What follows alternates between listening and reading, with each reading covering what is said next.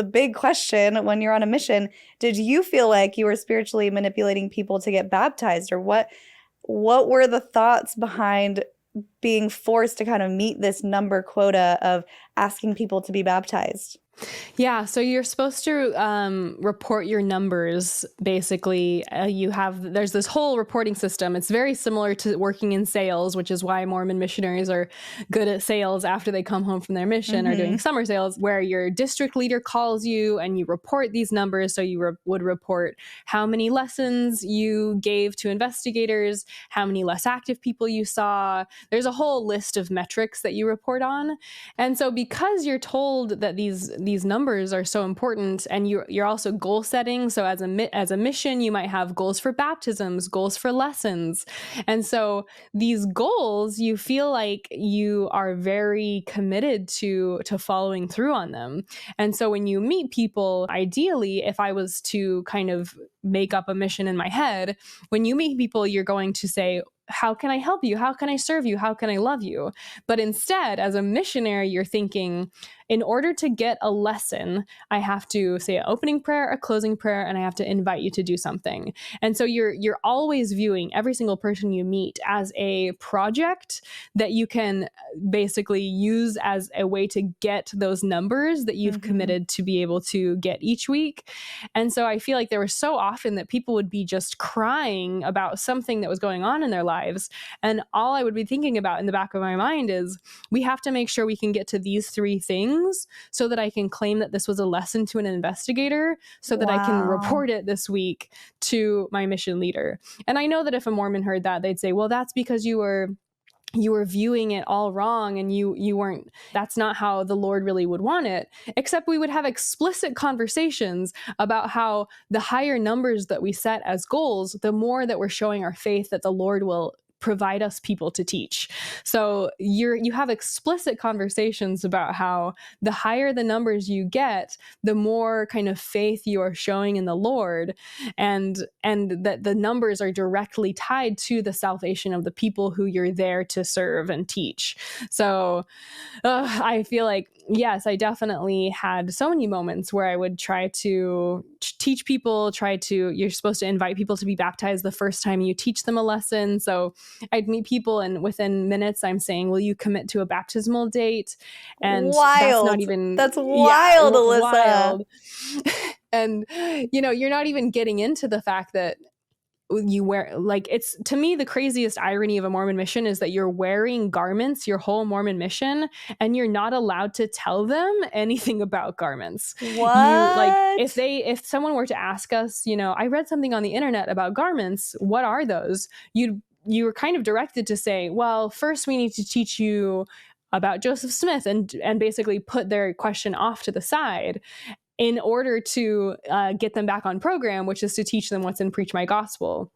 So I thought it was crazy that I've been through the temple now, I'm wearing garments, and I still will not be speaking a single word about what Mormonism really is to any of these people who I'm trying to share the gospel with. Right. Talk about a rug pull. They're like, oh, this is so great. I get a second family. I get a community, people who love me, which love bombing is a thing. And then they get in and they're like, okay, you have to stop drinking alcohol, stop drinking coffee. If you're living with your boyfriend, you have to move out or get married. You have to go to the temple and put on this undershirt and these biker shorts you're going to wear for the rest of your life. And if you don't, then you're going to outer darkness, because now you know the truth. And if you know the truth and you turn away, then you're in the worst position than when I found you. Yeah, I remember this sister missionary arguing with our mission president because they were trying to get these people to get married who had been living together. And she said they can't get married because I think they needed maybe $100 or something for a marriage certificate, or it was essentially that they just didn't have the money.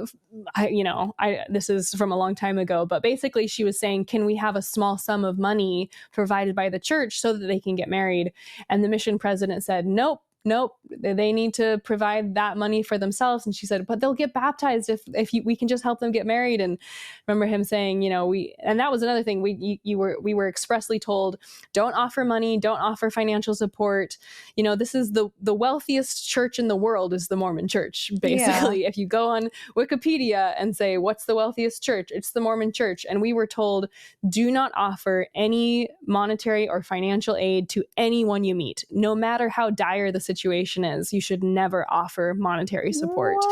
And What? we were told that specifically. And I remember meeting people who I just, were in such dire straits, and you're told that you represent Jesus Christ literally, and you are also told not to help people, basically. So it's such a crappy, like, I feel like so often I would just feel gross because I would feel like I'm here to help people, but I'm actually here to get them baptized. And you're Yeah. told that the baptism is more helpful than anything else you could do.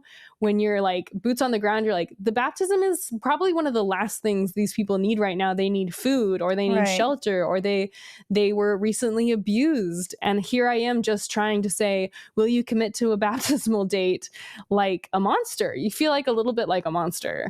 Yeah, I find it interesting that they said no helping them monetarily because my cousin, she went, now I forgot the country, somewhere in South America, I believe, and they actually helped people get married and they did pay for things.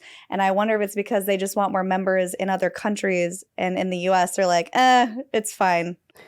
Yeah, they call it bishop roulette. Different Yeah. bishops will say different things. I think it's the same thing. It's mission president roulette, where some mission presidents will say, you can baptize whoever, whenever, whatever, or some people will say, no, that's not allowed. So it's very up to the discretion of whatever man happens to be in that mission leadership position. Yeah.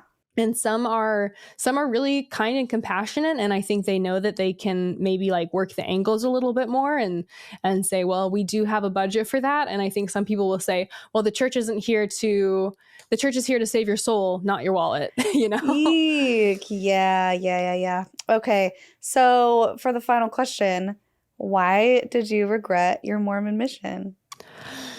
Oh, that's a great question. I feel like so many people will say, even if the church was false, I still am glad I served a mission. And that's kind of a sentiment I see echoed a lot on the internet. And I feel like no matter which way you slice the pie, I regret my Mormon mission, because if you are saying, oh, but I got to learn a lot of good things, there are so many ways that someone who's 17, 18, 19 can learn to become a more well-rounded adult Hmm. that don't involve paying to do 24-hour sales for the Mormon church. Hmm. So I regret it from that perspective, that if I wanted to learn to talk to people better, to be able to, take care of myself, to live away from my family, to be compassionate towards other people and be caring. There's lots of other things I could think of that would have taught me those lessons without needing to serve a Mormon mission. I think in addition, I'm not in a vacuum. I did not serve a Mormon mission in a vacuum. My choice to serve a Mormon mission did impact the lives of many other people. And so I brought people into a false religion. I brought in people into a religion that I feel was even manipulating me at the time by my, the endowment, etc., the many stories that I've shared. So I feel like it was a waste because I also had what I believe is a negative impact on the people that I talked with and helped to get baptized as a missionary. This is my Preach My Gospel, which I've been referencing, and I don't think you'll be able to see from this far away, but these are all the people who I baptized or I helped get baptized on my Mormon mission. And it's over 20, 25 names. And I feel like it was a waste, not just because I wasted my time or because I didn't get to talk to my family, but because all of those people were directly impacted by my choice to serve a Mormon mission and to bring them into a religion that is demonstrably false. And Mm. so it is a waste. And I hope that anyone who's serving a mission can kind of at least brush up against some of these ideas of the other side of a mission that's not just the happy, shiny, sunshine version of a Mormon mission that you're taught and kind of brainwashed to believe you should believe in since you're a kid. There's so many little lessons on the internet that's so easy to find of little children being brainwashed and taught that they should serve a Mormon Oh, mission someday. I There's hope they call little, me yeah, on a call me on a mission. mission. There's songs, there's activities, there's lessons. And so you are very brought up to believe that this is the best thing you could be doing with your time between the ages of 18 and 20.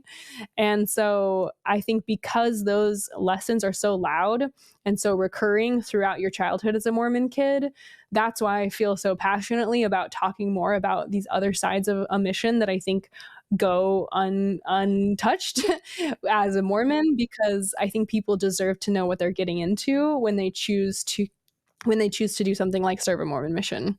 Yeah. So I said that was the last question, but this is actually my last question. What would you say to people who run into Mormon missionaries out in the world? I often say, just love them. Like, don't be rude to them. Offer them a meal, maybe a drink of water or something, because they're going through a lot. Having been on a mission yourself, what do you want other people to know about what they're going through and how to help?